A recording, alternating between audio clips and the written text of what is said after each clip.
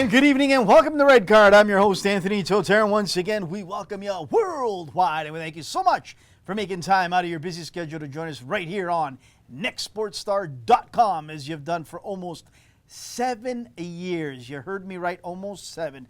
God bless Frank D'Angelo. Thank you so much, Frank, for giving us this platform, this show, Red Card, which many people talk about all over the province of Ontario and across this country of ours, Canada. And we are so grateful. But we go all over the world, not just in Canada. And tonight is no exception. We're going to go down south to talk with Charles Boehm of 442. And we're going to talk about that unbelievable story last night. Christos FC, the last amateur team in the U.S. Open Cup competition, goes up against DC United. And what a night it was. What a story it was. We'll talk to Charles about it. I mean, I saw some of the footage, some of the highlights when they scored that opening goal. It was unbelievable. Gave me goosebumps. It's giving me goosebumps now just thinking about watching that. And then I think a couple interviews that I saw of one of the players, one of the founding, I think, members of this club with their child in their hands, talking about the moment, the whole experience and everything, the way it unfolded was awesome to hear. And this is why I love this game so much. So we'll talk to Charles in about 10 minutes or so, get his thoughts on how all that great story unfolded from the beginning and last night to, unfortunately, the end for that squad. Steve Milton, based out of Hamilton, doing great work covering CPL, and he's been doing that for the last number of weeks. He's with the Hamilton Spectator. We're going to talk to him at 8:30, and we're going to talk about the information that's coming out in bits and pieces recently, and we'll get his thoughts on everything CPL. I've got a little bit of information I'm going to share with you and Steve, get his thoughts on it, and see where he stands on the info that I'm going to share with Steve. But hey, before that, I got a rant, a grassroots rant. And even before that, I got a little bit of let's say, disgust that I want to get off my chest from last night's game in Montreal. Look, I know that the opponent was in Spain, France, Italy, Germany, Jamaica, Costa Rica, US of A, or Mexico. We know it was Curacao. We know it's mostly a resort country. God bless them for coming up here and giving us a good battle, a good challenge for 90 minutes. And it was a good test for Octavio Zamprano to get his first win, and congratulations to him, by the way. But I was disappointed in the attendance, 6,000 and change, give or take. I don't even think there was 6,000, to be honest. I mean, watching it from afar, it didn't look like there was 6,000 people. But God bless Samuel Petit with the supporters, and I think he bought over 380, 390 tickets, family and friends and supporters, and he bought them, and he paid out of his own pocket. Thank you for doing that, Samuel. God bless you. They came out in droves to support Team Canada and him.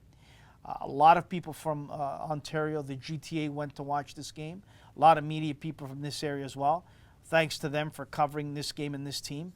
But to the people of Montreal, look, I've always defended the city of Montreal. I think it is a smart, savvy, successful sports city. Worldwide, everyone knows Montreal. I have nothing but respect for the people of Montreal. It is a very serious sports town. You don't win, they're going to let you know about it. You win, they're going to celebrate like there's never been a celebration before in this country, as we've seen in the past with Stanley Cups, on and on. Montreal is an unbelievable city, but it is an event city, just like Toronto in many ways is as well. It wants to be a city where big-time events come, big-time competition comes to play, whether it's Canada, whether it's the Formula One, on and on.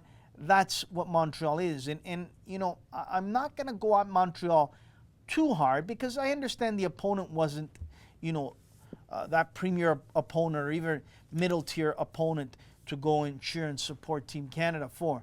And Team Canada is under transition. New coach, a lot of new players. I understand that. They haven't been winning. You know, a whole bunch of things, I believe, came into play last night. But I would say this, that, you know, that goes a long way in the memories of the players that played last night. And the memories of the players that played in Vancouver in those World Cup qualifying games will be stained in their minds forever and ever. And the ones that are still going to be around the next World Cup qualifying time that played in Vancouver, they're going to speak up loud and proud, and they're going to say, we want to go into Vancouver and play, or we want to go play in Toronto.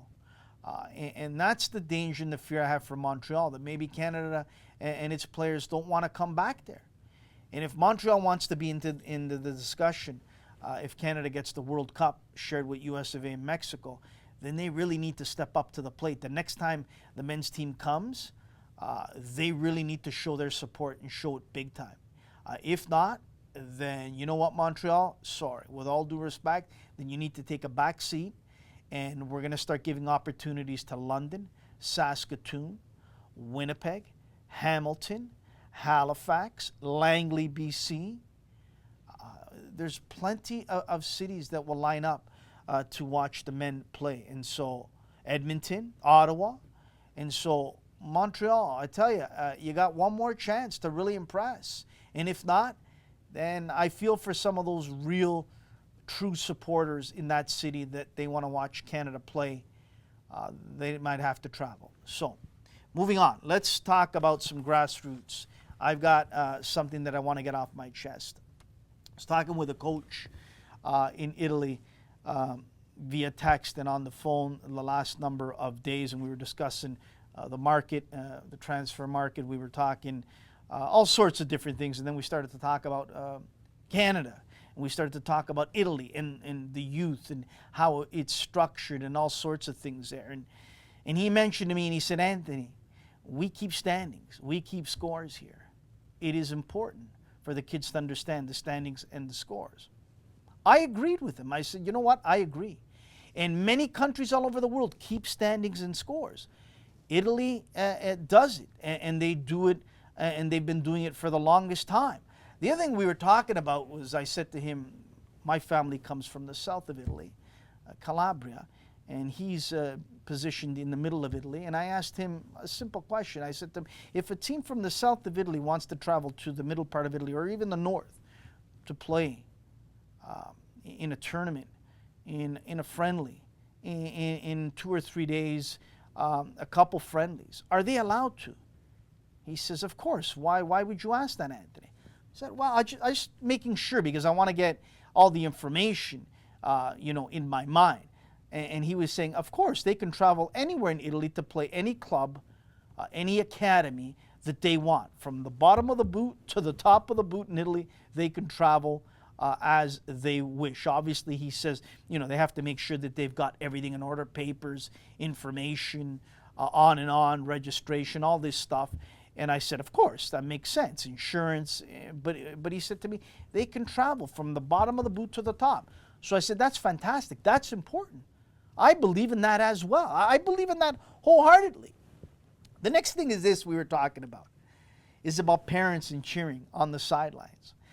I says to him, tell me how it happens for the most part from the early ages all the way to the top of the ages. He goes, very simple. He says, parents can come out and cheer and support, but they're not 2 to 5 meters away from the touchline like you have there in Ontario and in many parts of Canada, because this individual spent a lot of time here in Canada as well. And I laughed. I said, you're kidding. He goes, no. He says, they're up on the hill watching. They're in the stands if there's stands, but they're nowhere 2 to 5 meters or even 10 meters close to the touchline watching the games. And he says to me, that's the same in Switzerland. That's the same in Germany where I've traveled. And that's the same in many, many other parts of Europe. So I said, I agree with that too. And I says, I don't understand why this isn't instituted here as well in Canada. God bless the parents. They're forking over hard-earned money. They want to watch their little Johnny or Susie play like I did, absolutely. And I'm as guilty as everyone. I would try and get to the touchline, and sometimes I'd go up on the hill with a better view. But for the most part, I want it to be close. Now that I think back, not a smart idea, not a good idea, not a bright idea. And he says, no, the parents, they need to understand that they have to be up on the hill, or they need to be far away from the touchline. The other thing that we discussed is also this, the nutrition aspect of it, the whole, training aspect, the nutrition part of it, and how each club hires, I don't know how we say it in English, but he said it in Italian, a dietitian, a proper trainer that really monitors and watches the weights and the conditioning of each player, starting from the ages of 9 all the way up until, 15, 16 years of age, where they're made sure of, certain things that they're not eating and certain things that they should be eating, how they need to be training on the off days and how they need to relax. I mean, this is fantastic, and I believe this is important for this to happen as well here in this country. Look, we have to tailor things to how we in our culture do things here, but we also have to take, as I've always said, and I won't change, bits and pieces from other parts of the world, whether it's in the coaching development area, whether it's in some of these other areas we discussed. We need to have our own identity. Yes, I agree with that, but we also need to take bits and pieces from other places that have had much, much more success than we've ever had or will ever dream of having. It's as simple as that. So, quick commercial break, coming back. Charles Boehm of 442 right here on Red Card. The last thing I remember